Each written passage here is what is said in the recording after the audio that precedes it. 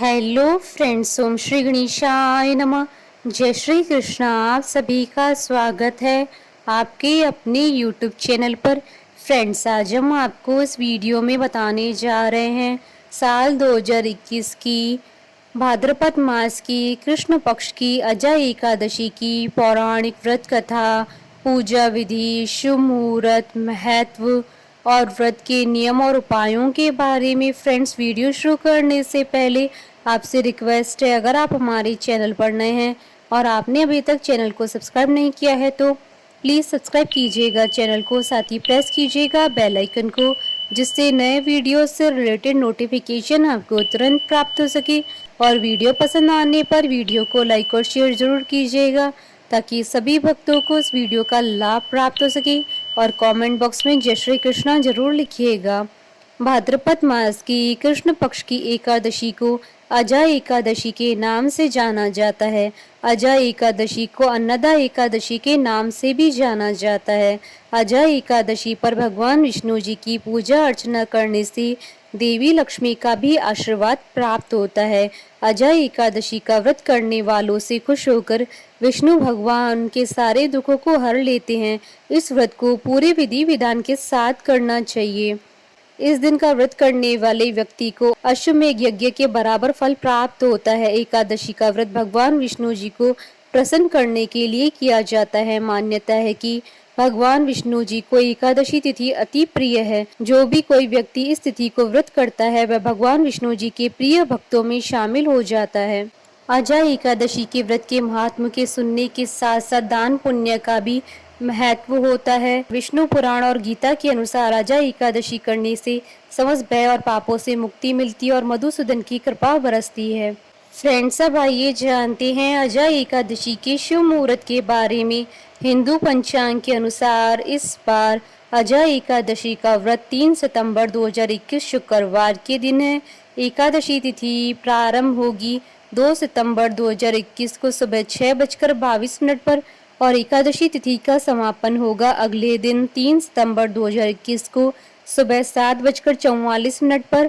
और अजय एकादशी पर अभिजीत का मुहूर्त रहेगा दोपहर 12:01 से दोपहर 12:50 तक और अमृत काल का मुहूर्त रहेगा दोपहर 2:07 से दोपहर 3:50 तक और ब्रह्म मुहूर्त रहेगा सुबह 4:37 से सुबह 5:25 तक और विजय मुहूर्त रहेगा दोपहर 2:03 से दोपहर 2:53 तक और गोधूली बेला का मुहूर्त रहेगा शाम 6:02 से शाम 6:26 तक और सर्वार्थ सिद्धि योग रहेगा 3 सितंबर 2021 को सुबह 6:13 से सुबह 4:42 तक। व्रत पारण का समय रहेगा 4 सितंबर 2021 को सुबह 5:30 से सुबह 8:23 तक और हरिवासर समाप्ति का समय रहेगा 4 सितंबर 2021 को सुबह 8:24 पर।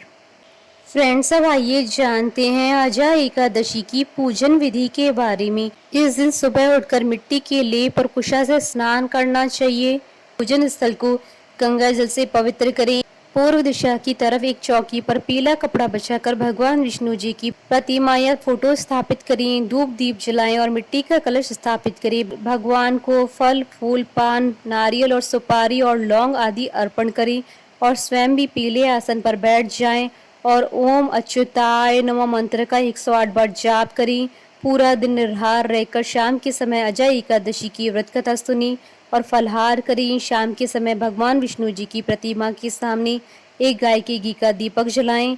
दूसरे दिन सुबह ब्राह्मणों को भोजन करवाकर तथा दक्षिणा देकर उसके बाद स्वयं भी भोजन करें। फ्रेंड्स, अब आइए जानते हैं एकादशी व्रत के नियमों के बारे में।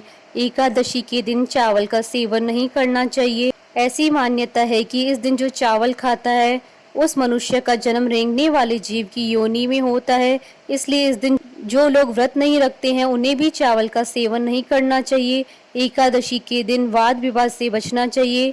अगर आपके घर में अजय एकादशी की पूजा हो रही है तो इस बात का ध्यान रखें कि घर पर प्याज लहसुन और तामसिक भोजन ना बनाएं। दशमी तिथि की रात्रि में ही मसूर दाल खाने से बचना चाहिए। इससे व्रत के शुभ फलों में कमी आती है। चने भी नहीं खाने चाहिए। करौंदों का भोजन नहीं करना चाहिए। शाक आदि भोजन करने से भी व्रत के फलों में कमी आती है। इस दिन शहद का सेवन करने से एकादशी व्रत के फल कम हो जाते हैं। व्रत के दिन और दशमी तिथि के दिन पूर्ण ब्रह्मचर्य का पालन करना चाहिए। फ्रेंड्स, अब आइए जानते हैं अजा एकादशी के दिन शीघ्र विवाह के लिए किए जाने वाले उपाय के बारे में। विवाह के लिए एकादशी के दिन केला और हल्दी का दान उत्तम माना जाता है। इस दिन कुंवारी लड़कियां और लड़के ये दान करते हैं तो उनका विवाह शीघ्र ही होता है। इस दिन भगवान विष्णु और माता लक्ष्मी की आराधना और पूजा पाठ करने से उनका आशीर्वाद मिलता है। फ्रेंड्स, अब आइए प्रारंभ करें अजा एकादशी की पौराणिक व्रत कथा। युधिष्ठिर ने कहा, हे भगवान, अब आप कृपा करके मुझे भाद्रपद मास के कृष्ण पक्ष की एकादशी के विषय में बतलाइए। इस एकादशी का क्या नाम है तथा इसके व्रत का क्या विधान है? इसका व्रत करने से किस फल की प्राप्ति होती है? श्री कृष्ण ने कहा, हे राजन, भाद्रपद माह की कृष्ण पक्ष की एकादशी को अजा एकादशी कहते हैं। इसका व्रत करने से सभी पाप नष्ट हो जाते हैं। इस लोक और परलोक में मदद करने वाली इस एकादशी व्रत के समान संसार में दूसरा कोई व्रत नहीं है। अब आप ध्यान पूर्वक इस एकादशी के महात्म का श्रवण करो। पौराणिक काल में भगवान श्री राम के वंश में अयोध्या नगरी में एक चक्रवर्ती राजा हरिश्चंद्र नाम के एक राजा हुए थे। राजा अपनी सत्यनिष्ठा और ईमानदारी के लिए प्रसिद्ध थे। एक बार देवताओं ने इनकी परीक्षा लेने की योजना बनाई। राजा ने स्वप्न में देखा कि ऋषि विश्वामित्र को उन्होंने अपना राजपाट दान कर दिया है। सुबह विश्वामित्र वास्तव में उनके द्वार पर आकर कहने लगे, तुमने स्वप्न में मुझे अपना राज्य दान कर दिया। राजा ने सत्यनिष्ठ व्रत का पालन करते हुए संपूर्ण राज्य विश्वामित्र को सौंप दिया। दान के लिए दक्षिणा चुकाने हेतु राजा हरिश्चंद्र को पूर्व जन्म के कर्म के फल के कारण पत्नी, बेटा और खुद को भी बेचना पड़ा। हरिश्चंद्र को एक डोम ने खरीद लिया जो शमशान भूमि में लोगों के दाह संस्कार का काम करवाता था। स्वयं वह एक चांडाल का दास बन गए। उसने उस चांडाल के यहाँ कफन लेने का काम किया, किंतु उसने इस आपत्ति के काम में भी सत्य का साथ नहीं छोड़ा। जब इसी प्रकार उसे कई वर्ष बीत गए तो उसे अपने इस नीच कर्म पर बड़ा दुख हुआ और वह इससे मुक्त होने का उपाय खोजने लगा। वह सदैव इसी चिंता में रहने लगा कि मैं क्या करूं, किस प्रकार इस नीच कर्म से मुक्ति पाऊं। एक बार की बात है कि वह इसी चिंता में बैठे थे कि गौतम ऋषि उनके पास पहुंचे। हरिश्चंद्र जी ने उन्हें प्रणाम किया और अपनी दुख भरी कथा सुनाने लगे। राजा हरिश्चंद्र की दुख भरी कहानी सुनकर महर्षि गौतम भी अत्यंत दुखी हुए। उन्होंने राजा से कहा, हे राजन, भादो माह के कृष्ण पक्ष की एकादशी का नाम अजा है। तुम उस एकादशी का विधान पूर्वक व्रत करो और रात्रि में जागरण करो, इससे तुम्हारे सभी पाप नष्ट हो जाएंगे। महर्षि गौतम इतना कहकर आलोप हो गए। अजा नाम की एकादशी आने पर राजा हरिश्चंद्र ने महर्षि के कहे अनुसार विधान पूर्वक उपवास किया तथा रात्रि जागरण किया। इस व्रत के प्रभाव से राजा के सभी पाप नष्ट हो गए। उस समय स्वर्ग में नगाड़े बजने लगे तथा पुष्पों की वर्षा होने लगी। उन्होंने अपने सामने ब्रह्मा, विष्णु, महेश तथा देवेंद्र आदि देवताओं को खड़ा पाया। उन्होंने अपने मृतक पुत्र को जीवित तथा अपनी पत्नी को राशि, वस्त्र तथा आभूषणों से परिपूर्ण देखा। व्रत के प्रभाव से राजा को पुनः अपने राज्य की प्राप्ति हुई।